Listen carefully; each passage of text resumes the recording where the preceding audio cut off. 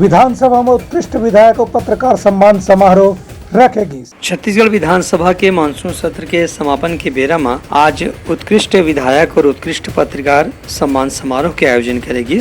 ये विधानसभा अलंकरण समारोह में राज्यपाल विश्वभूषण हरिचंदन उत्कृष्ट विधायक और संसदीय पत्रकार मन ला सम्मानित करीन। ए बेरा में सत्ता पक्ष के विधायक श्रीमती संगीता सिन्हा और प्रतिपक्ष के विधायक रंजना दीपेंद्र साहू ला उत्कृष्ट विधायक सम्मान ले सम्मानित करेगी। उन्हें वरिष्ठ विधायक धर्मजीत सिंह ला 5वां विधानसभा के जागरूक विधायक सम्मान से सम्मानित करेगी। दूसरा डहर प्रिंट मीडिया के राहुल जैन और इलेक्ट्रॉनिक मीडिया के देवव्रत भगत और कैमरामैन रोहित श्रीवास्तव ला उत्कृष्ट संसदीय पत्रकार के सम्मान देगी।